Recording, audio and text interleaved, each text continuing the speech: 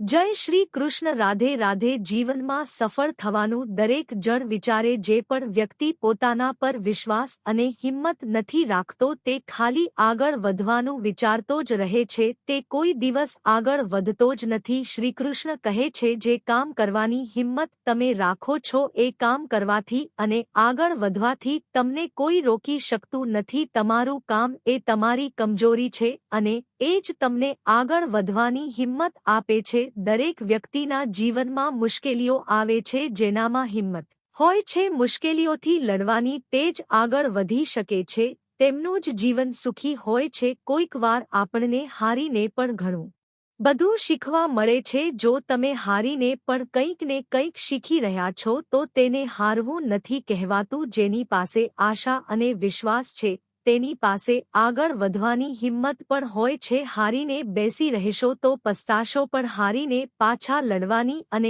આગળ વધવાની હિંમત રાખશો તો જીવનમાં અવશ્ય તમે કામયાબ થશો. શ્રીકૃષ્ણ કહે છે, આ સંસારમાં જેવું આપશો એવું જ તમને મળશે. કોઈની દુઆ અને પ્રાર્થનાઓ ભગવાન માટે અસંભવને પણ સંભવ બનાવી દે છે. ભગવાનને ના તમારા શરીરની જરૂર છે, ના તમારા પૈસાની જરૂર છે, ભગવાનને તો બસ તમારા પવિત્ર મનની જરૂર છે. એટલા માટે ભગવાન આપણને કશું છોડવાનું કહેતા નથી. ભગવાન કહે છે, તો બસ એટલું જ સાચું મન રાખો અને ગંદા વિચારવાનો ત્યાગ કરો.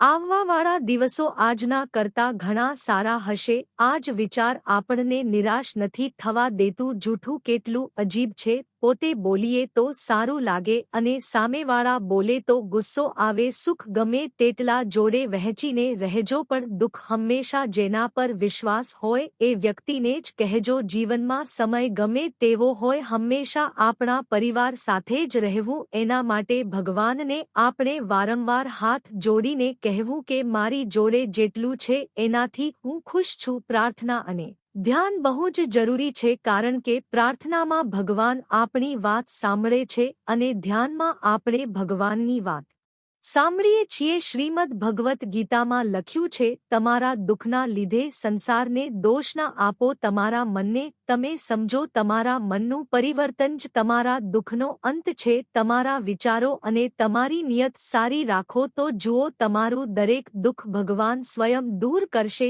યાદ રાખજો, ભગવાન જોડે આશા કરવાનું ક્યારે છોડતા નહીં અને દુનિયા સાથે ક્યારે આશા રાખતા નહીં. સુખ અને દુઃખ સિક્કાના બે પહેલું છે. જ્યાં સુખ હશે ત્યાં દુઃખ આવવાનું જ છે, જ્યાં દુઃખ હશે ત્યાં સુખ આવવાનું છે. એટલા માટે સુખ અને દુઃખ વિશે વિચાર્યા વગર તમે તમારું જે કાર્ય કરવાનું છે તેના પર ધ્યાન આપો. એક વાત હંમેશા યાદ રાખો, બે વસ્તુ એવી છે જે વ્યક્તિના ભાગ્યનું નિર્માણ કરે છે. પહેલું સ્વભાવ અને બીજું તમારા સારા કાર્યો. તમારા સ્વભાવમાં વિનમ્રતા હશે તો તમારું ભાગ્ય ચમકશે અને તમારા સ્વભાવમાં ક્રોધ હશે તો તમારું ભાગ્ય બગડશે. એટલે તમારો સ્વભાવ મીઠો અને આકર્ષિત રાખો. બીજું, તમારી વાણી. વ્યક્તિ બોલવાનું તો 2.5 વર્ષની ઉંમરથી જ શીખી જાય છે, પરંતુ ક્યારે બોલવું, કઈ બોલવું, કેટલું બોલવું એ બધું જિંદગી નીકળી જાય છે તો પણ એ સમજી નથી શકતો કે એને કઈ જગ્યા પર શું બોલવાનું છે. જે દિવસે વ્યક્તિને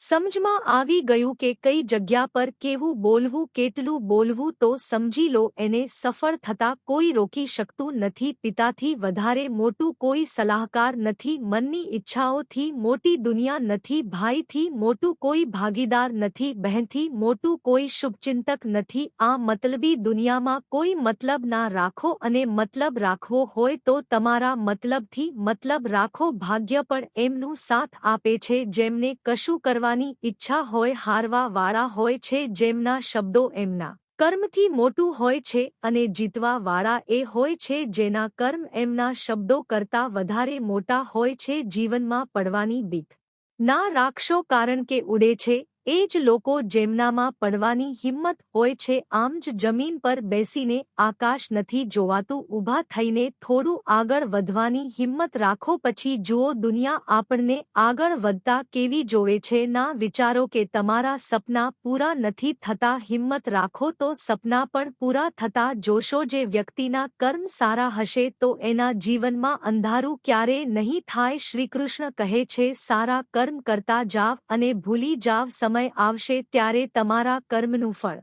તમને જરૂર મળશે. હું આશા રાખું છું કે તમને આ માહિતી પસંદ આવી હશે. ચેનલને લાઈક કરો, સબસ્ક્રાઇબ કરો, બેલ આઇકોન દબાવો. જય શ્રી કૃષ્ણ. રાધે રાધે.